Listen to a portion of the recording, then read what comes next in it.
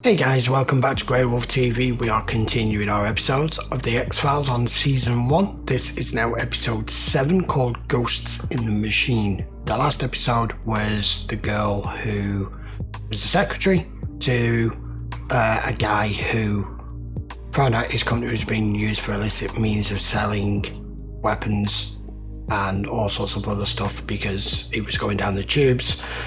Ended up being murdered and kind of stuck around after his death to help protect her until she could get the story out and then figure out exactly what they were doing.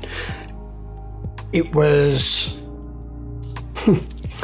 wasn't even an X-File case to begin with. It was the Department of Defense who actually brought Mulder and Scully in on it and then didn't like the fact that they took over. But then again, they know what they're doing with this. Department of Defense was clueless. So anyway, we're going to carry straight on. Let's try episode 7. Because you're cutting research and development in half. You've forgotten what the adventure's all about. Like it or not, the industry's changing. We need to make some hard choices. You save your soundbite for the press. Let's not relive the stockholders meeting again. Don't you get it? You're killing me. Since the unfortunate departure of Brad Wilczek, I have made certain recommendations which I believe will reposition Urisco as an industry leader. At the top COS, of this list, Central Operating System. Termination of the COS project. Hello. At the tone, Eastern Standard Time, 7:35 p.m. What the hell? What the hell's going on here? Alright. Oh! How did they electrocute him? Wow. He just murdered him. File deleted. Cause of death was electrocution. And it wasn't accidental. Looks like some kind of elaborate booby trap, but we don't know a whole lot more. Building engineer just found him 12 hours ago. Drake wasn't just a CEO of a Fortune 500 company. He was a good friend of the Attorney General's. Oh. Well, a feather in my cap would be really nice right now. He misplaced the piece of evidence, bagged and everything. Sent it to the cleaners. By the time he got it back, a federal judge had lost both his hands and his right eye. Oh, crap. Going up. Must be for the visually impaired. How do you like that? A politically correct elevator. 3rd floor. We didn't find any prints in the surrounding area. Sure, it could have been switched manually, but whoever did it would have had to override the COS. What's the COS? The central operating system that runs the building. Regulates everything. That's all it's called. Output to the volume of water in each toilet flush. All I do is monitor the system, make sure it's functioning properly. Like when I saw the overload in Mr. Drake's office. Phone's off the hook. So somebody called. Maybe Drake was talking to somebody right before he did his Ben Franklin impersonation. I'm just looking for my profile notes. Maybe if you cleaned your desk more than once a year. They were right here, I'm telling you. Both the statistical rarity of homicidal electrocution and the complexity of the crime indicate a certain devious premeditation. True. All of which leads me to believe that our guy was some kind of sociopathic game player. Maybe even a recluse. Is that your profile? Forget it. Drake's final phone call supports this theory. Whoever set the trap wanted to make sure that Drake took the bait. Yeah. He's just come out with all of that. That was Mulder's. Don't get all bent out of shape. Jerry, that was my profile. Yeah. Look, I didn't think you'd mind. Well, he does. Anyway, they were just notes. I filled in the blanks. One name, Brad Wilczek. He said it would be a short list. And it's headline news how much this guy despised Drake. This is what a 220 IQ and a $400 million severance settlement buys you. Wow. So this is the guy, isn't it? He sold a lot. Brad Wilczek? We're with the FBI. What took you guys so long? Unfortunately, Ben Drake wasn't interested in discovery. He's a short-sighted, power-hungry opportunist. This place is as safe as Fort Knox and as energy efficient as your average igloo. We were 2 years ahead of Microsoft and Cebus when Drake, in his infinite wisdom, killed the program. In your opinion, how many people know the system well enough to override it? Finally, the bonus question. Not many is the answer. And scruffy minds like me like puzzles. We enjoy walking down unpredictable avenues of thought, turning new corners. Is Brad Wilczek a genius? I don't know. But I do know this for certain. He has a predilection for elaborate game playing. He has an intimate knowledge of the Urisco building, and he has a demonstrable motive for killing Benjamin Drake. It's just tapped in to read what you've just said. Yes. Data intercept. We did some good work together, but Come on, let's face it, I was tagging along. that's not how it was. How would you know, Mulder? You were too busy dazzling him up there on the high wire. Mulder, Well, he was. take a look. Now, this is the recording the central operating system made of the phone call Drake received just before he died. At the tone, Eastern Standard Time will be 7:35 p.m. At the tone, Eastern Standard Time will be 7:35 p.m. You're saying this is the same person? I'm saying that both voices are Brad Wilczek's. Damn! Has it locked him out? Given it some sort of personality without realising it? Because he seems to not quite be sure what's going on here. Second floor, third floor.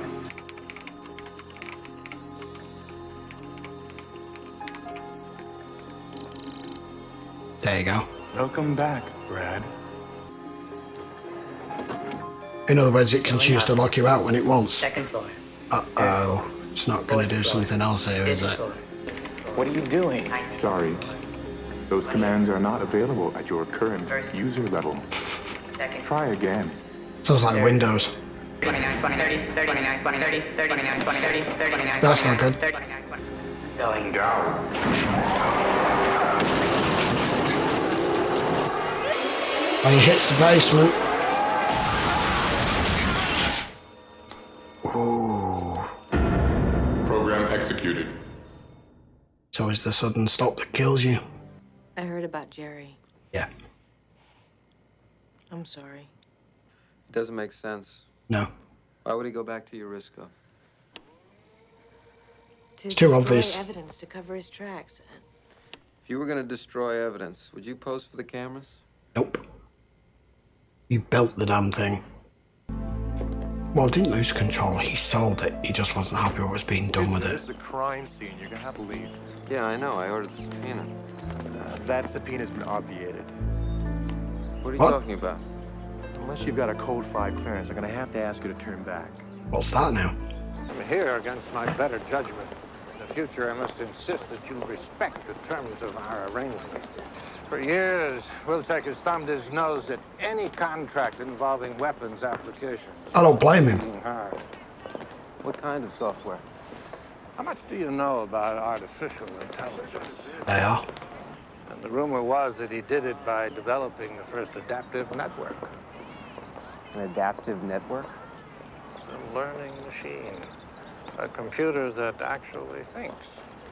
I want you to tell me why you're willing to spend the rest of your life in prison for a crime you didn't commit. What are you talking about? I'm guilty. I know you're innocent. You created that machine. Now you tell me how to destroy it. Yeah. The COS project was posting big losses for Urisco, and Drake was about to terminate the program. So the machine killed Drake out of self-defense? Self-preservation. How much time do you need? Wow. He's brought in a laptop. Mulder! Scully, what are you doing here? Someone or something's been scanning my computer files, tapping my phones. I traced a line. Coming from here. Somewhere in there. Son of a bitch.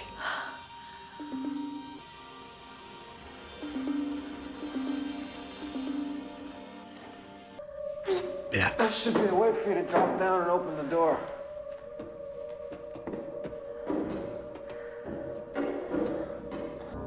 I'm just trying to figure out here now how he's going to upload a virus and it not be aware of what he's trying to do. Scully? Did she do that? No, she didn't. Mulder, what are you doing here? Where's the B port? Oh, it's right back here. The what?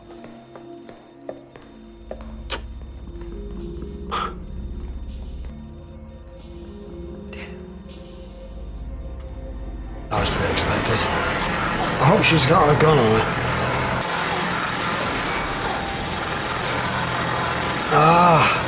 Not sure if it'll work. Shit. Works in Tomb Raider. Shoot the fans out. System access granted. User code level 7. Now I can level 7. Not bad, Agent Mulder. You know, I've been trying to access the CPU for the past 2 years. Now, please, take out your gun and remove the clip. Are you serious? You don't want to test my resolve, Agent Mulder. This operation is more sensitive than you can possibly imagine. Don't listen to him. The technology in this machine is of enormous scientific interest. The machine's a monster, Scully. It's already killed 2 people. Mulder, put in the disc. Yeah. Screw it. Exec 10 on 4, double deliveries available. Please enter copies 5 stream. Brad. Why? Bye. I checked with Congressman Klebanon, the Department of Corrections subcommittee. I even petitioned the Attorney General's office. You won't find it. They can't just take a man like Brad Wilczek without an explanation. Well, they have. Can do anything they want. That's the problem. They've been on it for 5 days. Wilczek's virus was thorough. Good. Left no trace of the artificial intelligence. The machine is dead. Good. 6 more hours before we have to consign the whole damn thing to the metal shredder. We'll do what we can, sir. Good. I'm gonna figure this thing out if it kills me. It probably will. Oh, that's good. I like that. Oh, these episodes are so good. Okie dokie. That was episode 7, Ghosts in the Machine. I don't know what to say about that episode. I mean, of course, it's dated because the one thing that moves on in advancements more than anything else on this planet is technology right now. Like I was discussing in commentary, we still don't have an actual AI, or if we have, we don't know about it. So the only takeaway thing from that is it ain't dead. That's the first thing, because he's just shown us at the end. So the core essence, CPU, whatever you want to call it, its memory is still there somewhere. And that guy who's turned up again, I'm going to call him, and I've looked this up, and people have said, and I've already noticed some of you told me in the comments as well, because I don't recall who the guy was at all, that I don't think it's ever revealed what that man's name is. So he commonly is now referred to as Deep Throat, because that's the first episode he was in. So for him being in these episodes and supplying, I don't know, information as and when he can, or just being a pain in the ass like how he just was there, we're going to refer to him as Deep Throat. And that's not me coming up with that. That's already an established name for this guy, because he never actually had a name. So he's right with one thing. They've got him. He's in the process of hard bargaining with them, because yes, freedom or imprisonment can make a man decide very questionable things, even if it's against what he believes, which obviously this guy did. He never wanted to be anywhere near the military, or for it to become any sort of military application in any way, shape or form, whether it's, you know, becoming like a defense system, or a missile launch capability system, or an AI controlling it all, which is the last thing we need, because that leads to Skynet. But Mulder has destroyed the only evidence that could have exonerated him, and the guy has confessed to 2 murders. So the likelihood is he's probably going to end up working on something for them somewhere at some unknown non-disclosed place or area, and him saying they can do whatever they want, Mr. Mulder. That's the problem with the US government. That's the problem that Mulder and Scully are going to come up against in this series over and over and over. Even that guy who I didn't pick up on at all, who was the Defense Department, who was just posing working at this building as a glorified building manager. He said himself, I'm trying to take control of this and I'm going to try and stop you, yet we are both paid by the same people who write our checks. That's the issue. It's the US government. On one hand, they want you investigating stuff, and on the other hand, as long as it's not against their interests. Wow. But that was good. I don't know what kind of virus he managed to upload on a 1 1/4 inch floppy disk, but apparently it did the job. So there you go. That was Ghosts in the Machine. We'll be back for episode 8 in a few days' time. I'm sure you know by now we do 2 episodes of this a week. It will be available in full length for you to watch both on Patreon and on channel memberships. If you want to know more about that, you can check the link in the description. Or if you want to know how to access it via channel memberships, you can just check the community tab. And I have posted recently in there exactly what is available on the specific tiers. And if you enjoyed the video, guys, by all means give it a thumbs up, and if you're not subscribed, please hit that subscribe button. It would be very much appreciated, especially if you're enjoying this trip down memory lane with the X-Files. So I will see you for episode 8 next. Till then, guys, thanks a lot for watching. I will see you for the next one.